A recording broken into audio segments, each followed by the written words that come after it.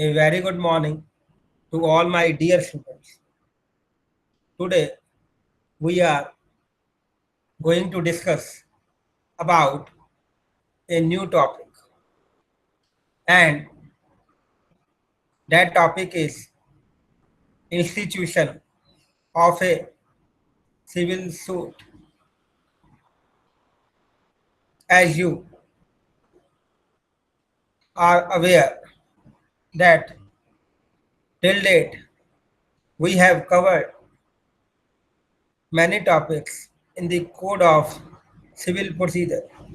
Some of them are pertaining to the concepts and related to introduction about code of civil procedure, wherein we have discussed various definitions such as foreign court, foreign judgment, decree, judgment, order, etc., so on, so forth. Thereafter, we have discussed the concept of res sub judice and res judicata also. And thereafter, we had discussed about the concept of caveat,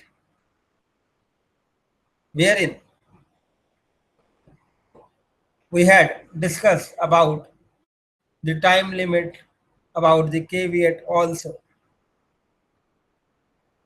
Furthermore, we had in the last lecture apprised you about the introduction of the institution of a civil suit and how does this institution of a suit differs from a criminal proceedings, and have also discussed with you the relevant provisions under the CPC pertaining to the institution of a civil suit. Furthermore, we had also discussed in the last lecture about the steps involved in the institution of a civil suit. And thereafter, we have discussed about the meaning of suit and also the essentials of a civil suit. Thereafter, we had discussed about the parties to the suit, meaning thereby who can become the party to the suit. In this, we had discussed about the concept of necessary and proper parties. Furthermore, we had also discussed about under what circumstances the two plaintiffs can be joined as a party in a civil suit, and similarly, under what circumstances two defendants can become defendants in a civil suit before a court of law.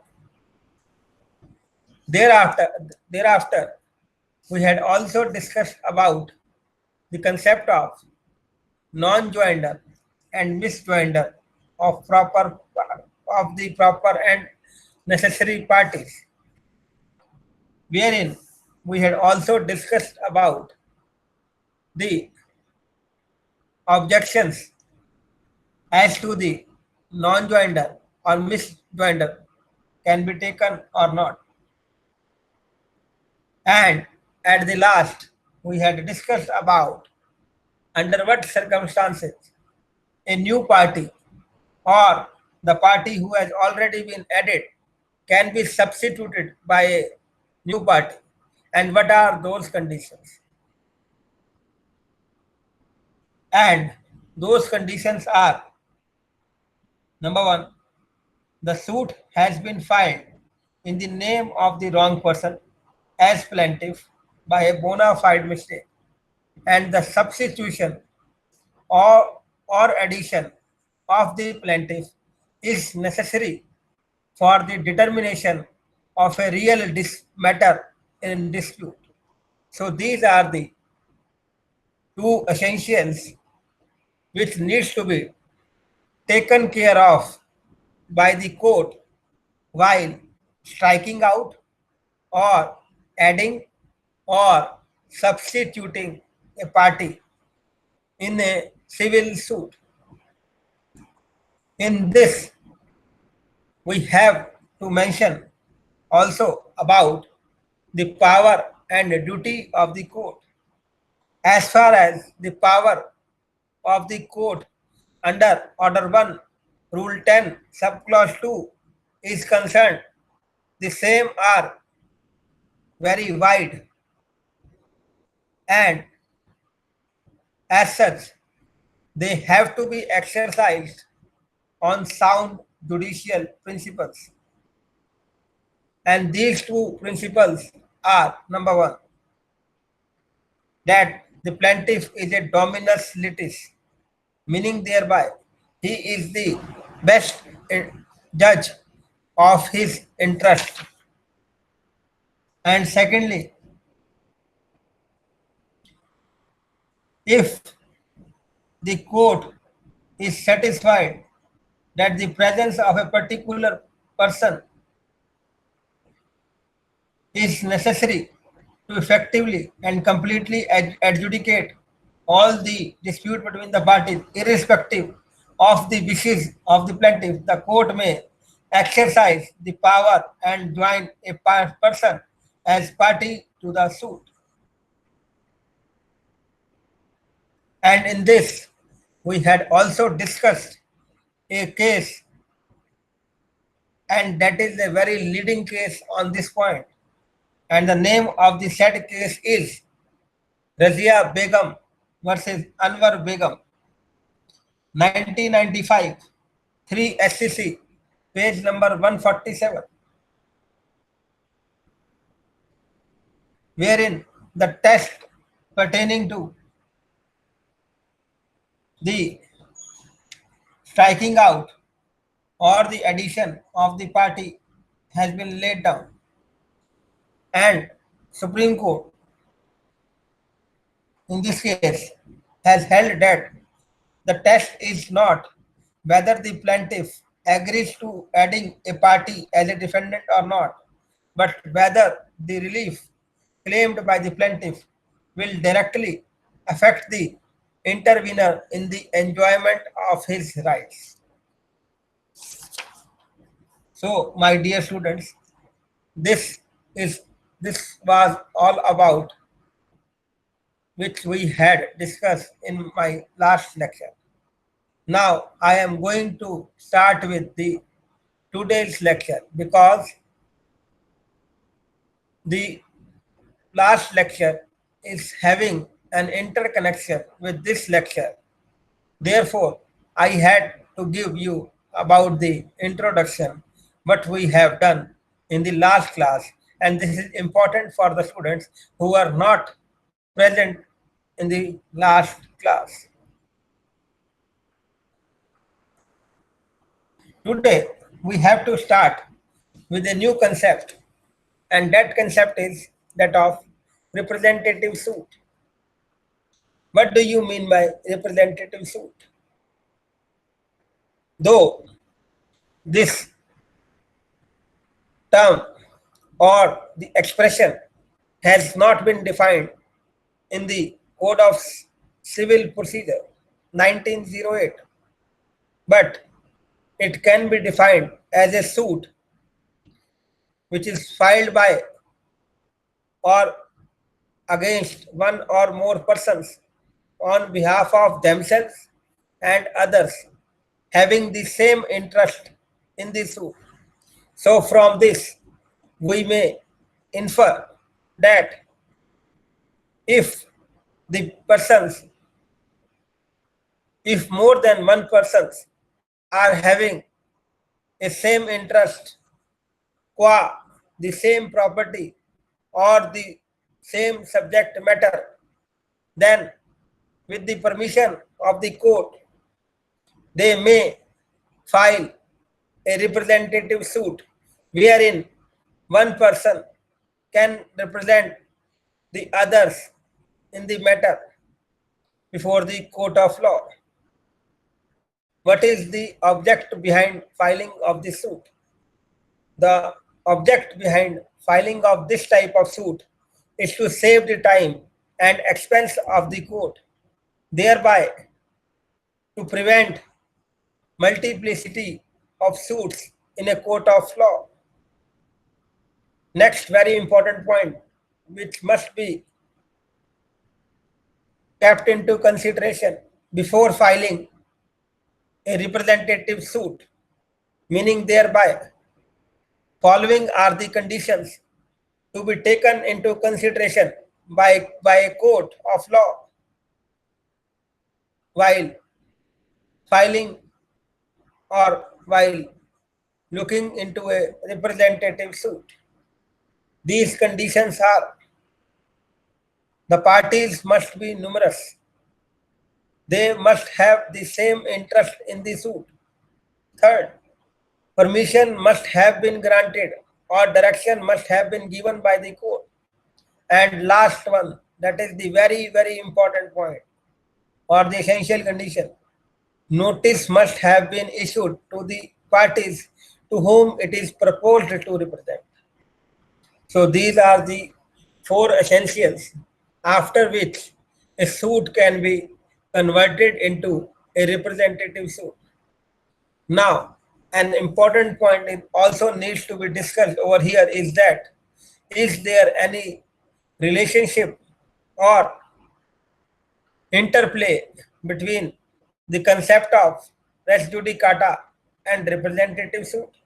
Answer is yes, because explanation 6 to section 11 deals with representative suit and lays down that where a representative suit has been decided, such a decision would operate as res judicata.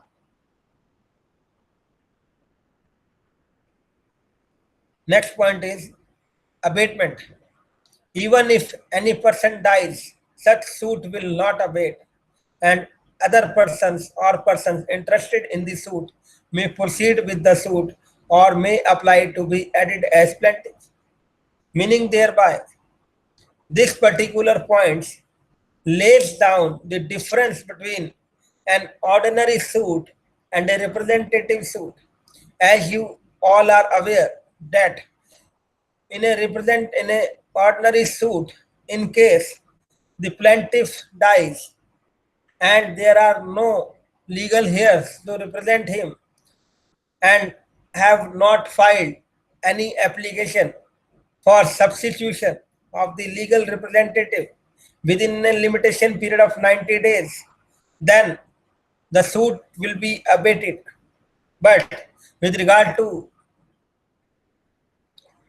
the representative suit, it is relevant to point out that such suit will not be abated in case the person who is representing the other persons died in the due course of filing of the case.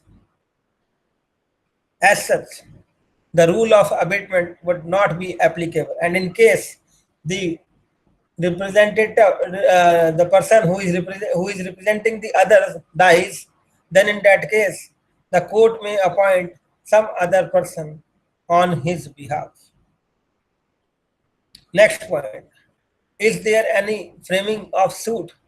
Answer is yes. Framing of the suit is given under Order 2 CPC 1908. What does that mean? It says every suit must include the whole of the claim of the plaintiff in respect of a cause of action.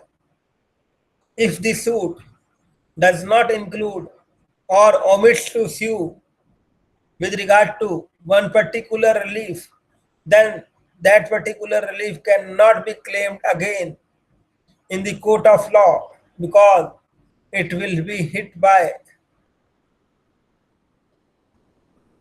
principle of double jeopardy. And the object behind Order 2, Rule 2 is that to prevent multiplicity of proceedings. And Order 2, Rule 2, talks about splitting of claim. It lays down that every suit must include the whole of the claim to which the plaintiff is entitled in respect of the cause of action, and where the plaintiff omits to sue for or intentionally relinquishes any portion of the claim, he shall not afterwards be allowed to sue in respect of the portion so omitted or relinquished. Next. What is the object behind it? The object behind it is to a defendant shall not be vexed twice for the same cause. Conditions for this are same cause of action, one of the several relief, and the last point is leave of the court. If these three conditions are fulfilled, then we may say that the suit is hit by Order 2, Rule 2 CPC. Now the question is whether the principle laid down under Order 2, Rule 2, that is the splitting of claim, applies to other proceedings as well. Here, other proceedings means proceedings under the Constitution of India, that is Article 226 of the Constitution of India, which confers on the High Court to issue writs with regards to infringement of fundamental right and other legal rights of a citizen of a country of India. So, in this regard, it is submitted that it applies only to suits and not to appeals, execution proceedings, or to a petition under Article 226 of the Constitution of India. So, from this, we may say that Order 2, Rule 2 applies only to suits and not to any other thing or any other proceedings. Whether there can be any joinder of claims, this has been dealt under Rule 4 and 5. Answer is yes. An example of the same is mesne profits or areas of rent in respect of the property claimed or a part thereof. Next. Under what circumstances the joinder of cause of action be there? There are two conditions for it, and these conditions are relief claim must have been arisen from the same act or transaction, and the common question of law or fact must have been involved. What if is there any objection as to misjoinder or of cause of action? This has been dealt in Rule 7, wherein it is mentioned that the same must have been taken at the earliest opportunity, otherwise they will be deemed to have been waived. So this is all about today's lecture. Hope you all have learned a lot from it. And now, before parting with today's lecture, I would like to apprise you about the new topic which I am going to take in my next lecture. In my next lecture, I would like to comment upon a topic that is pleadings. The relevant provisions for the pleadings is given under Order 6 of the Code of Civil Procedure. Hope you have learned a lot from the same as well. Thanks very much. We'll meet you soon. Thank you very much once again.